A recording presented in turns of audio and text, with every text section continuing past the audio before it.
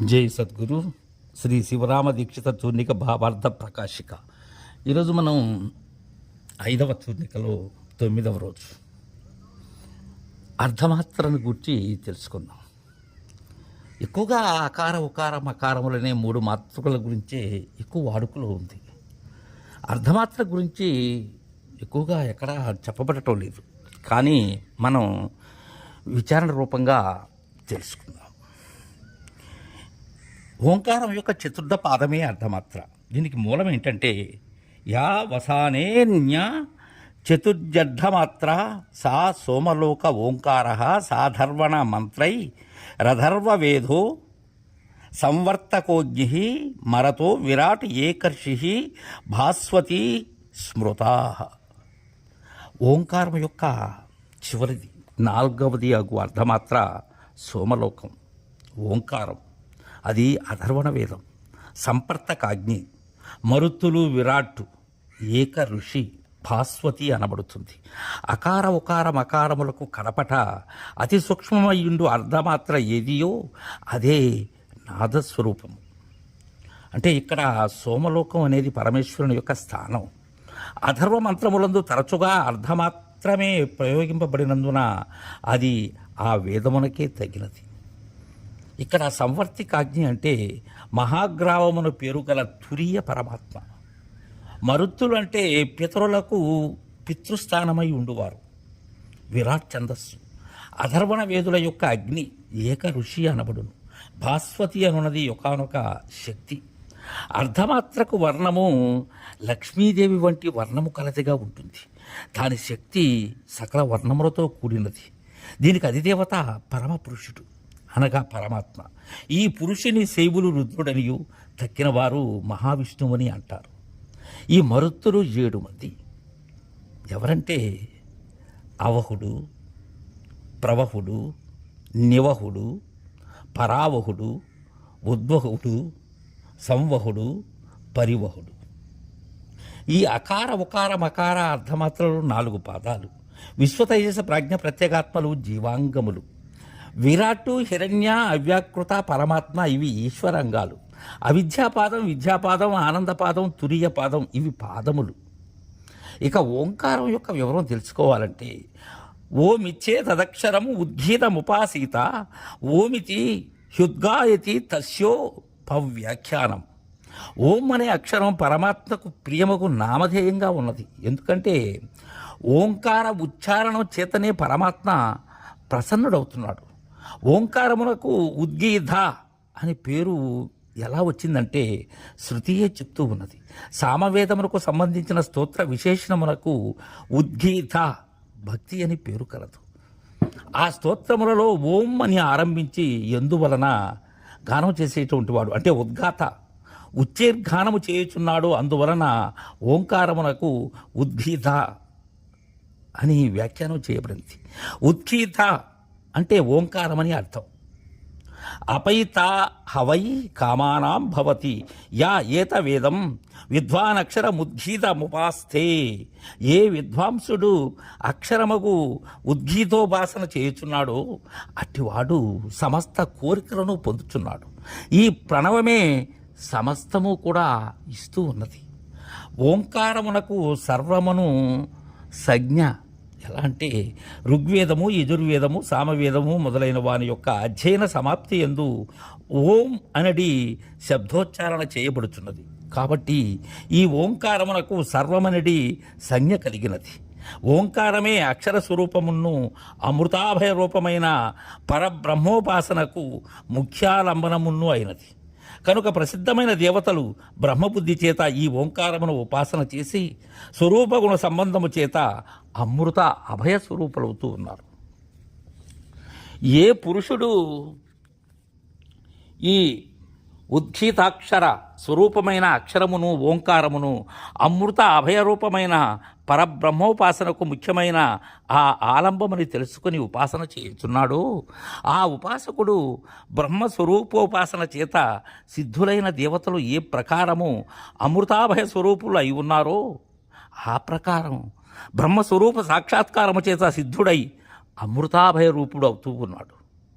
ప్రథమం తారకం చైవ ద్వితీయం దండముచ్యతే తృతీయం కుండలాకారం చతుర్థం త్వర్ధచంద్రకం పంచమం బిందు సంయుక్తం అమితి జ్యోతి రూపకం.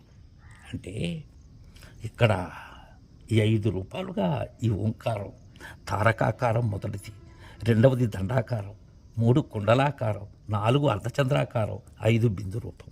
ఈ 5 విధములు ప్రణవం. క్రమం ఏంటంటే ఆ ఉ మా అర్ధమాత్ర బిందువు ఇవి చేరి ఓం ఓంకారముకుచున్నది. ఇది పరబ్రహ్మమే జ్యోతి రూపం. సకృదుచ్చరిత మాత్ర ఊర్ధ్వమున్నామ యతీచోంకార. అంటే ఒక్క మారు ఓంకారమును ఉచ్చరించిన మాత్రముచే ఊర్ధ్వగతిని అనగా ప్రకృతికి పరమైన పరమపదమును లేక ప్రపంచాతీత స్థితిని కలుగజేయునట్లి ఓంకారము అనేటువంటి పేరు కలిగినది.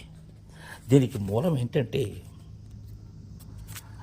త్రయకాలాస్త్రయో దేవాస్త్రయో లోకాస్త్రయ సర్వాః త్రయో వేదాః స్థితా యత్ర తత్పరం జ్యోతిర్యోమతి.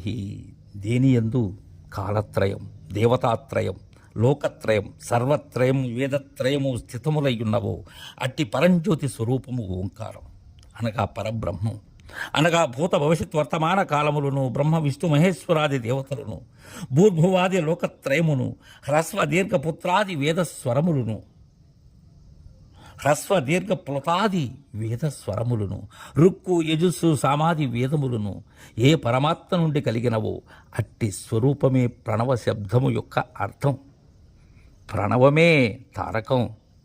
మూలమేంటంటే దేవాచేతి సందత్తాం సర్వేభ్యో దుఃఖ భయేభ్య సంతార ఇతి తారణాత్తార. సకల దేవతలను ప్రణవ స్వరూపమే సమస్త దుఃఖముల నుండి సకల భయముల నుండి తరింపచేయునిదిగా నుండుటం బట్టి తారణమనబడు. తారణము చేయుట వలన దానిని తారకం అంటారు. సకల దేవతలను లయించేటువంటి స్థానం. సర్వదేవా సంనీతి విష్ణు సర్వదేవా స్పం విశంతీతి విష్ణు సర్వాణి బ్రహ్మ యతీతి బ్రహ్మ. సకల దేవతలను ఏ చోట విశ్రమిస్తారో ఆ చోటు విష్ణువు అనబడుతుంది. అనగా విష్ణు స్థానమైన పరమపదమునందు సకల దేవతలు కూడా, అంటే ఆ దేవతల చేత సృష్టించబడిన సకల భూత జాలము కూడా లయమవుతుంది. అంటే నివసించేందుకు యోగ్య స్థానమవుతుంది. సకల ప్రాణులను సర్వ ప్రపంచమును మరలా సృష్టించటం బట్టి దానిని బ్రహ్మమనబడుతుంది. మూలమేంటంటే ప్రకాశేభ్య సదో మిచ్చంత శరీరే విద్యోతైతి ముహుర్ముహురితి విద్యుత్. అంటే సకల ప్రకాశములకు శ్రేష్టమై పరమ ప్రకాశమై మాటి మాటికి శరీరము లోపల అంటే ధ్యాన సమయమునందు ఓం అని మెరుపు వలె ప్రకాశించటం బట్టి దానిని విద్యుత్ అనబడుతుంది. ప్రతియా దిశం విత్వా సర్వాన్ లోకాన్ వ్యాప్నాతి విభయతీతి వ్యాపనాద్వ్యాపి మహాదేవ. సకల దిశల యందును లోపల అంటే అంతర్యామి అయి ప్రవేశించి సకల లోకముల యందును వ్యాపించుట వలన వ్యాపింప చేయుట వలన వ్యాపి అని మహాదేవుడని పరమాత్మ స్వరూపుడని ప్రణవ శబ్దవాచ్యుడైన భగవంతుడు చెప్పబడుతూ ఉన్నాడు. ఓంకార ప్రభావం సర్వం త్రైలోక్యం సచరాచరం ఓమిచ్చేవ పరం రూపం హృత్పద్మేచ వ్యవస్థితం. చరాచరాత్మకమైనటువంటి ఈ లోకత్రయము ఓంకారము వలననే కలుగుతూ ఉన్నది. హృదయ కమలమునందు ఓం అను అక్షర స్వరూపం ఉన్నది. కావున అంతటా వ్యాపించి ఉండున్నది. పరమేశ్వర స్వరూపము ఒక్కటి వగు ప్రణవమునే అభ్యసించాలి. ఇది హ్రస్వమగు నెడల పాపములు దహిస్తాయి, దీర్ఘమైనట్లయితే మోక్షదాయకమవుతుంది. ఇలాంటి ప్రణవార్థాన్ని ఎవడు ఎరుగుతున్నాడో వాడే వేద విధుడు, విష్ణువు, శివుడు, బ్రహ్మ. ఈ త్రిమూర్తులు ఓంకారము నుంచి పుట్టినవారలే.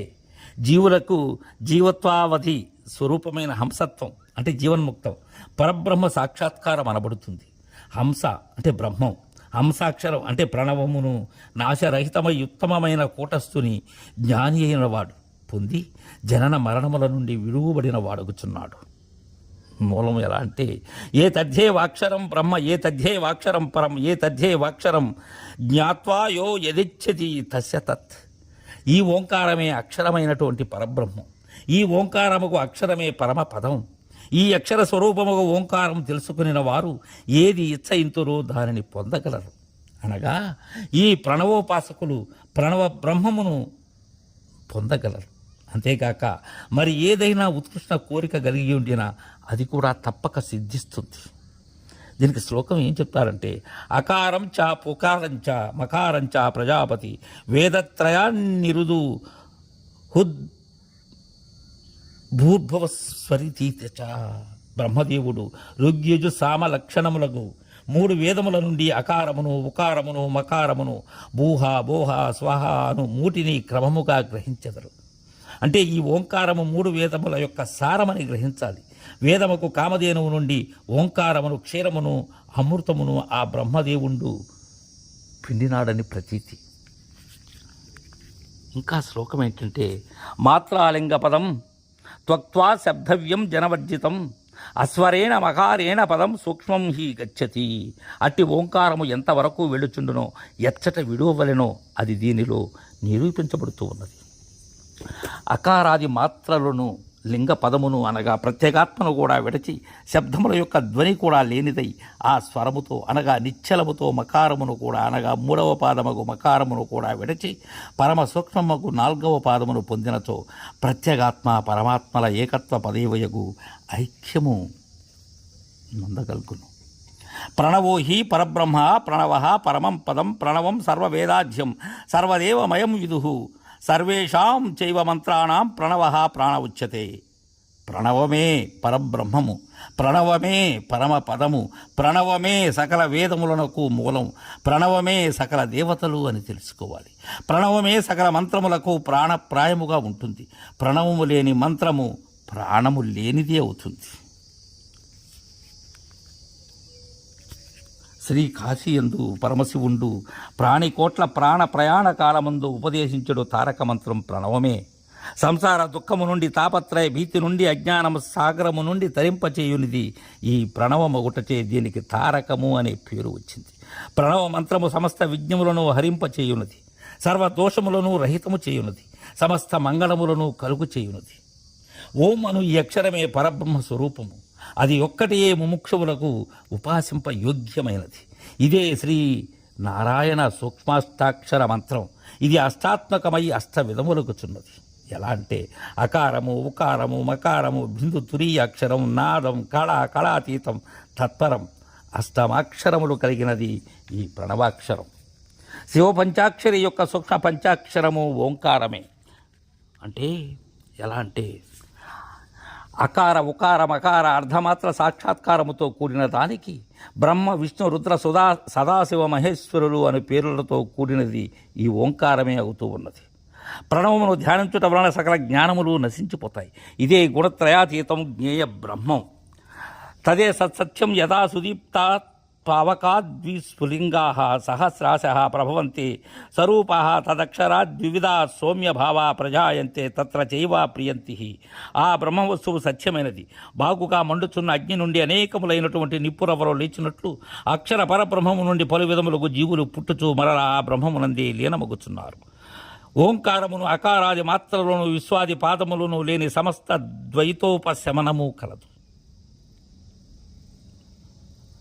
విశ్వాది పాదములను లేని సమస్త ద్వైతోపశమనము కల మంగళ స్వరూపముకు తెలుసుకుని వాడే తత్వవేత్త యోగి అయి ఉన్నాడు, మరి ఒకడు కాడు. ఓం అక్షరమును ఉపాసించాలి, ఓం అని గానం చేయాలి. ఎవరు ఈ తీరుగా ఉపాసిస్తూ ఉన్నారో అతడు దేవతల వలె అమృతత్వాన్ని పొందగలుగుతున్నారు. ప్రత్యేగాత్మానంద స్వరూపుడు ప్రణవ స్వరూపుడకు పురుషుడే బ్రహ్మము. అకార ఉకార మకారముల సంయోగమే ప్రణవం, అది ఏ ఓంకారము.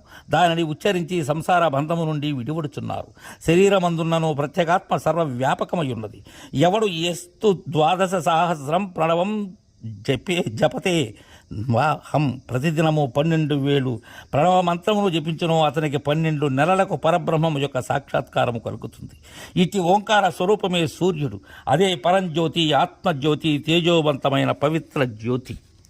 అకారము 10,000 భేదములతో కూడినది, ఉకారము 1000 భేదములతో కూడినది, మకారము 100 భేదములతో కూడినది, అర్ధమాత్ర అనంత భేదములతో కూడుకుని ఉన్నది. ఇది శృతి ప్రమాణం. ప్రణవమంత్ర సహితముగా యోగులలో ఒక మాత్రచే ప్రాణాయామానుష్ఠానము చేయువారు ఆకాశతత్వమును, 2 మాత్రలచే అనుష్ఠానము చేయువాడు వాయుతత్వమునకు, 3 మాత్రలచే అనుష్ఠానము చేయువాడు అగ్నితత్వమునకు, 4 మాత్రములచే అనుష్ఠానము చేయువాడు జలతత్వమునకు, 5 మాత్రలచే అనుష్ఠానము చేయువాడు పృథ్వీతత్వమునకు అధిపతి అవుతున్నాడు. ఈ ప్రకారముగా ప్రాణాయామ దృఢ అభ్యాసము చే యోగులకు ఆకాశాది పంచభూత జయరూప ఫలప్రాప్తి అగుతున్నది. మాత్ర అంటే 16 సార్లు ప్రణవ మంత్రం అంటే నిర్వచనం ఇది. ఆ వృత్తి చేయుట ఎంత కాలం పడుతుందో ఆ కాలానికి మాత్ర అంటారు. ఇక తను చతుష్టయం ఎలా అంటే జీవతను చతుష్టయము కంటే ఓంకార చతుష్టయమే ముఖ్యం. ఓంకార మాతృకల చేతనే తెలియతగినది.